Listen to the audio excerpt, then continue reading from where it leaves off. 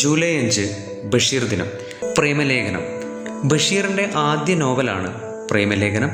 1942 Thiruvananthapuram central ജയിലിൽ തടവ് ശിക്ഷ അനുഭവിക്കുന്ന അവസരത്തിലാണ് ബഷീർ ഇത് രചിച്ചത്. ഹാസ്യാത്മകമായി ചിത്രീകരിക്കപ്പെട്ട ഒരു പ്രേമ കഥയാണിത്. കേശവൻ നായരും സാറാമ്മയുമാണ് ഇതിലെ പ്രധാന കഥാപാത്രങ്ങൾ. ബാല്യകാലസഖി. ബഷീറിൻ്റെ ഏറ്റവും മികച്ച നോവലുകളിലൊന്നാണ് ബാല്യകാലസഖി. മജീദും സുഹറയുമാണ് ഇതിലെ പ്രധാന കഥാപാത്രങ്ങൾ. അവരുടെ ബാല്യം, പ്രണയം, വിരഹം, വേദന ഇവയൊക്കെ ബാല്യകാലസഖിയിൽ കഥാസന്ദർഭങ്ങളാകുന്നു. എൻ്റെ ഉപ്പുപ്പാക്ക് ഒരാനയുണ്ടായിരുന്നു.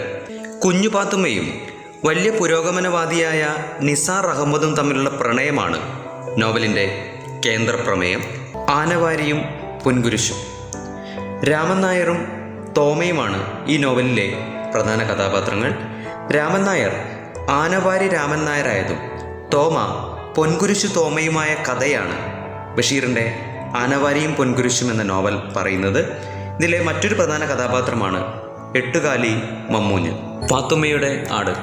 ബഷീറിൻ്റെ ഏറ്റവും പ്രശസ്തമായ നോവലുകളിലൊന്നാണ് ഇത്. 1959 ഇത് പ്രസിദ്ധീകരിച്ചത്. പെണ്ണുങ്ങളുടെ ബുദ്ധി എന്നൊരു പേരുകൂടി ബഷീർ ഇതിന് നൽകിയിട്ടുണ്ട്. ബഷീർ തൻ്റെ കുടുംബ വീട്ടിൽ കഴിയവേ രചിച്ച കുടുംബ നോവലാണ് പാത്തുമ്മയുടെ ആട്. ബഷീറിൻ്റെ കുടുംബാംഗങ്ങൾ ഇതിലെ കഥാപാത്രങ്ങളായി വരുന്നു. ഇതിലെ പ്രധാന കഥാപാത്രം ബഷീറിൻ്റെ സഹോദരിയായ പാത്തുമ്മയാണ്.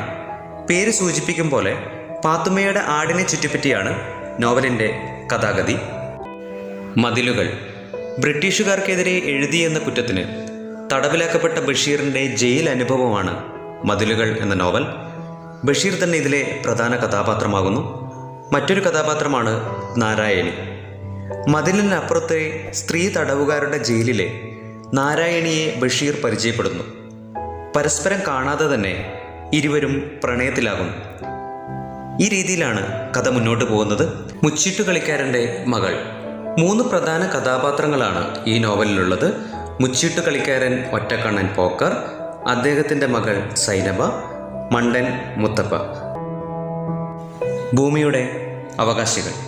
ബഷീറും തൻ്റെ ഭാര്യ ഫാത്തിമ ബീവിയും ഇതിലെ കഥാപാത്രങ്ങളാകുന്നു.